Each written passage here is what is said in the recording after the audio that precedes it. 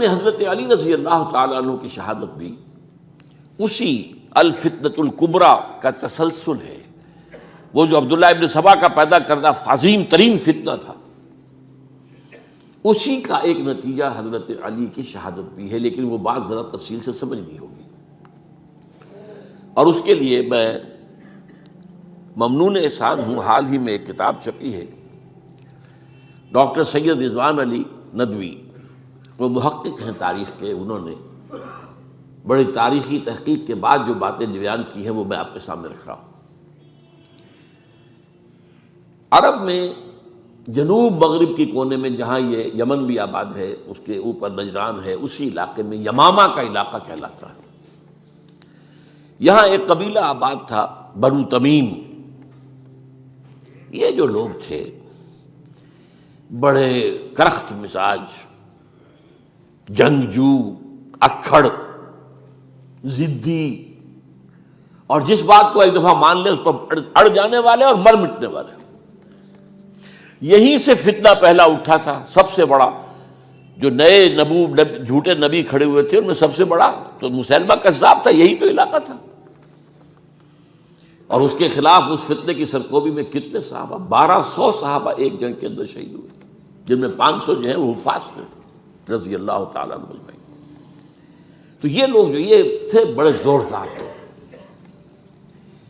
اس قبیلے کے بارے میں حضرت عمر رضی اللہ تعالیٰ عنہ نے ایک بڑی عجیب حکمت عملی اختیار کی. ان کو وہاں سے اکھاڑ کر اور ایران کی سرحدوں پر آباد کر دیا، اب جہاں پر جہاد ہو رہا تھا، تاکہ ان کے اندر جو یہ جنگجوئی ہے یہ اب اس مقصد کے لیے استعمال ہو. اب وہ دارالاسلام کی توسیع کے مقصد کے لیے استعمال ہو. اور وہ ہوئی. حضرت عمر نے 2 چھاونیاں بنائی تھی رضی اللہ تعالیٰ عنہ، کوفہ اور بصرہ. کیونکہ ظاہر بات ہے کہ اب جو اسلام کا دائرہ پھیل رہا تھا اور اسلامی حکومت پھیل رہی تھی، اور زیادہ تر جو ہے مشرق کی طرف پھیل رہی تھی، ایران اور خراسان وغیرہ کی طرف. تو اب مدینے سے اس کا کنٹرول اتنا آسان نہیں تھا، فاصلہ تھا. تو چھاونیاں بنائیں تاکہ یہ اس سرحد کے اوپر یہ موجودہ مرکز رہے، یہاں فوجیں موجود رہیں، کہیں کوئی بغاوت ہو تو اس کو کچلنے کے لیے وہ قوت فوری طور پر دستیاب ہو سکے. یہ لوگ ہیں کہ جو عبداللہ ابن سبا کی فتنے سے سب سے زیادہ متاثر ہوئے. ان کی مزاج میں وہ کجی تو تھی نا. حضرت عمر بھی ان کا جو ایک مضبوط کنٹرول تھا انہیں دبائے رکھا ہے، اور ان کا رخ جو ہے ایک دوسری طرف موڑ کر اس سے اسلام کو فائدہ پہنچایا. لیکن اس کے بعد جب فتنہ جو آیا یہ عبداللہ ابن سبا، تو سب سے بڑھ کر یہی لوگ اس کے ماننے والے، اور انہی میں سے وہ لوگ تھے جنہوں نے جانیں بھی دے دی ہیں، جنہیں حضرت علی نے زندہ جلایا ہے. اس لیے کہ وہ کہتے تھے کہ علی خدا ہے. اے علی تم خدا ہو، تم ہمیں آگ میں جلا رہے ہو، یہ تو تم ہمارا امتحان لے رہے ہو. وَلَنَبْلُوَنَّكُمْ بِشَيْءٍ مِّنَ الْخَوْفِ وَالْجُوعِ وَنَقْصٍ مِّنَ الْأَمْوَالِ وَالْأَنفُسِ وَالثَّمَرَاتِ. اب وہ اس آیت کو اپنے اوپر منطبق کر رہے ہیں. تو یہ جو کرخت لوگ تھے، انہوں نے در حقیقت جو ہے عبداللہ ابن سبا کے کردار میں سب سے بڑا رول پلے کیا، اور انہی کے ہاتھوں حضرت عثمان شہید ہوئے رضی اللہ تعالیٰ. اور اس کے بعد انہوں نے حضرت علی رضی اللہ تعالیٰ عنہ کو اپنے گھیرے میں لے لیا، کیونکہ انہی کی کثیر تعداد موجود تھی مدینے میں جب حضرت عثمان شہید ہوئے. اس کے بعد اب ظاہر بات ہے کہ کوئی نہ کوئی تو خلیفہ ہونا چاہیے تھا. حضرت طلحہ سے کہا گیا، انہوں نے معذرت کر لی. حضرت زبیر سے کہا گیا، انہوں نے معذرت کر لی. اب ظاہر بات ہے کہ حضرت علی آخر امت کو چھوڑا تو نہیں جا سکتا تھا بغیر امام کے. انہوں نے قبول کر لی، اگرچہ حضرت حسن روکتے رہے کہ ابا جان یہ ان لوگوں کی بیعت جو ہے آپ قبول نہ کیجیے. حضرت حسن تو ان میں سے ہیں جو حضرت عثمان کے دروازے پر کھڑے تھے پہرے دار کی حیثیت سے، حسن اور حسین رضی اللہ تعالیٰ عنہ. انہیں تو معلوم تھا فتنہ جو کون لوگ ہیں. اس کے بعد حضرت علی رضی اللہ تعالیٰ عنہ نے اسی حکمت سے، جس حکمت کے تحت حضرت عمر نے یہ چھاونیاں آباد کی تھیں، دارالخلافہ بھی مدینے سے کوفہ منتقل کر دیا تاکہ پورے عالم اسلام کو کنٹرول کیا جا سکے اس مرکز کے ساتھ. اس کا نتیجہ یہ نکلا کہ اب گویا کہ حضرت علی کے گرد ان لوگوں کا گھیراؤ مکمل. کوفے میں یہی تو آباد تھے، کوفی یہی تو تھے. حضرت عمر نے انہیں لا کے یہاں آباد کیا تھا. جب حضرت علی نے کوفے کو اپنا دارالخلافہ قرار دیا تو گویا کہ ان کا پھر عمل دخل بہت بڑھ گیا. ایک طریقے سے یوں کہا جا سکتا ہے کہ انہوں نے اب حضرت علی رضی اللہ تعالیٰ عنہ کو اپنے محاصرے میں لے لیا.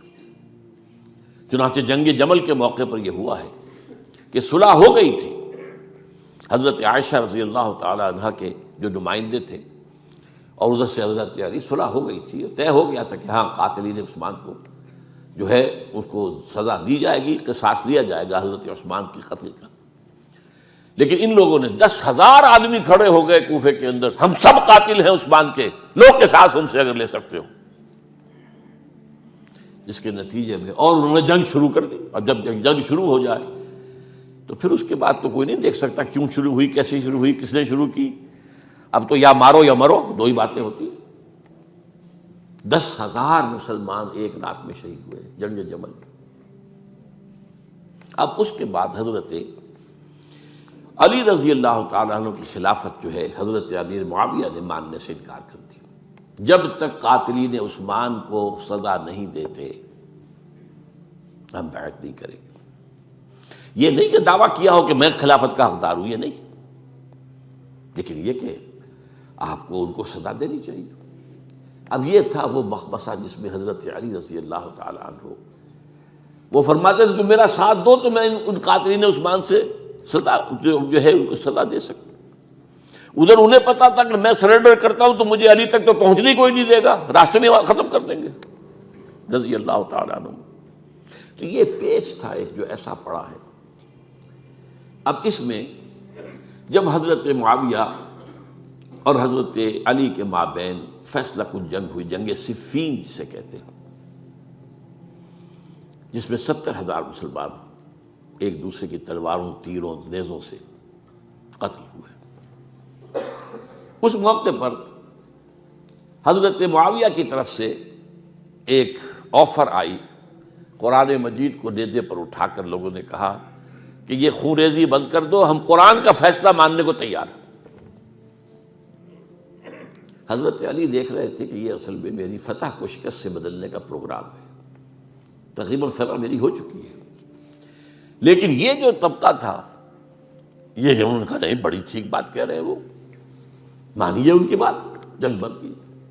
انہوں نے ہی یہی لوگ تھے جنہوں نے مجبور کیا حضرت علی کو کہ وہ تحکیم پر رضامند ہو جائے.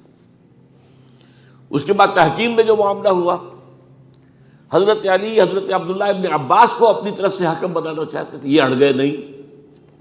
یہ اڑ جانے والے لوگ، اور یہی اصل قوت تھے، وہاں ساری طاقت تو انہیں کی تھی. تو انہوں نے ابو موسیٰ اشعری کو اپنی طرف سے مقرر، وہ بہت نرم خو آدمی تھے، انہیں بناؤ.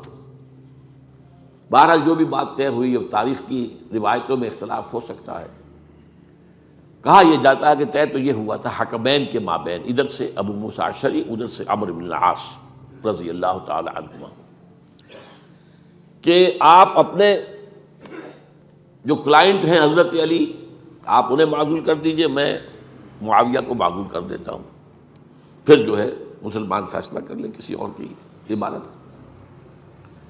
انہوں نے کھڑے ہو کے کہہ دیا میں علی کو معزول کرتا ہوں، اور عمرو بن العاص نے کہا کہ میں معاویہ کو قائم کرتا ہوں. اب یہ ہے روایت، واللہ عالم اس میں کتنا سچ ہے کتنا جھوٹ ہے.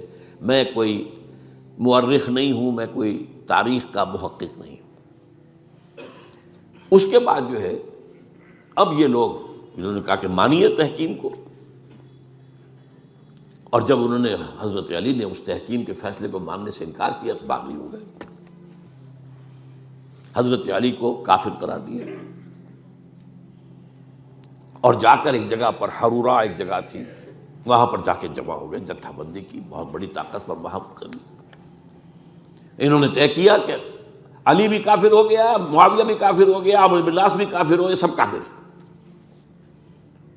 حضرت علی کی طرف سے ایک گئے سفیر ان سے بات کرنے کے لیے، تو انہوں نے کہا تم ہی نے تو کہا تھا کہ تحکیم کو تسلیم کرو، کہ ہاں ہم نے گناہ کیا تھا، کفر کیا تھا، ہم توبہ کی ہم نے، اگر علی بھی مان لے کہ میں نے مان کر کفر کیا تھا، اب میں توبہ کرتا ہوں تو ہم ان کی بات مان لیں گے۔ اب حضرت علی اس طرح کا جھوٹ کیسے بولتے؟ انہوں نے تو کوئی کفر نہیں کیا تھا۔ بہرحال انہوں نے پھر بھی نرمی برتی کہ دیکھو اگر تم کوئی خونریزی نہیں کرو گے، فساد نہیں مچاؤ گے تو میں تمہیں کچھ نہیں کہوں گا۔ لیکن وہ اپنی ان شرارتوں سے بعد نہیں آئے۔ تو پھر تیسری جو بڑی جنگ ہوئی ہے ان جنگوں میں، جنگ نہروان کہلاتی ہے، حضرت علی کی جنگ خوارج کے ساتھ، جس میں 4000 خارجی جو ہیں وہ قتل ہوئے۔ اور یہ بات اب آپ نوٹ کر لیجئے کہ یہ لوگ جیسا کہ اکھڑ بھی تھے لیکن اپنی بات پر ڈٹ جانے والے تھے، لیکن ساتھ ہی دیندار بھی تھے، نمازی اور روزہ دار بھی تھے۔ یہ اس طرح کے لوگ نہیں تھے کہ جو فاسق اور فاجر ہو، بس یہ مزاج کا ایک ہے، جو بات دل میں بیٹھ گئی اڑ گئے۔ تو یہ اصل میں انہوں نے پھر فیصلہ کیا کہ اور تو ہمارے بس میں اب کچھ نہیں ہے، ان تینوں کو قتل کر دیا جائے، علی کو بھی اور معاویہ کو بھی اور عمرو بن العاص کو بھی۔ تو ایک جگہ ان کی سازش ہوئی، 3 آدمی معین ہو گئے، ایک ہی وقت کا طے فیصلہ ہو گیا، فلاں تاریخ کو فجر کے وقت تم جاؤ، وہ تم کوفے کی جامع مسجد میں، جب علی نماز جماعت کرا رہے ہو خنجر مارو انہیں۔ اور یہ اس کا نام ابن ملجم تھا، خارجی، یہ وہی لوگ بنو تمیم کے لوگ۔ دوسرا جو تھا وہ دمشق میں حضرت معاویہ کو قتل کرنے، شہید کرنے کے لیے پہنچ گیا۔ تیسرا مصر پہنچ گیا حضرت عمرو بن العاص کو۔ اب یہ بات اللہ کی طرف سے ہے، یہ تو اس کی مشیت ہے، اس کا فیصلہ ہے۔ حضرت علی پر وار کارگر ہوا، آپ شہید ہو گئے۔ حضرت معاویہ پر وہ وار ذرا اوچھا پڑا، زخمی تو ہوئے لیکن آپ کی جان بچ گئی۔ عمرو بن العاص اس روز مسجد میں کسی معذوری کی وجہ سے، عذر کی وجہ سے فجر میں آ ہی نہیں سکے، لہذا حضرت علی کی شہادت ہو گئی۔ اب یہ ہے اصل پس منظر، کن لوگوں نے کیا شہید، اصل میں وہ سمجھ لینے کی بات ہے۔ یہ خوارج نے شہید کیا، لیکن خوارج کا فتنہ سبائی فتنے ہی کا آف شوٹ ہے، اسی کے ذیل میں ہے، اسی کی ایک شاخ ہے، اسی کا ایک نتیجہ ہے۔ یہ خوارج جو ہے بعد میں بھی ان کی مسلسل جو ہے وہ جنگیں رہی ہیں۔ بہرحال اس صورتحال کو یہ سمجھ لیجئے کہ یہ خلفائے ثلاثہ رضی اللہ تعالی عنہ، حضرت عمر شہید، عثمان شہید، علی شہید۔ عجیب بات ہے کہ تینوں کا نام عین سے شروع ہوتا ہے، عمر عین سے، عثمان عین سے، علی عین سے، تینوں شہید ہوئے ہیں۔ لیکن یہ کہ یہ ہے تاریخی پس منظر۔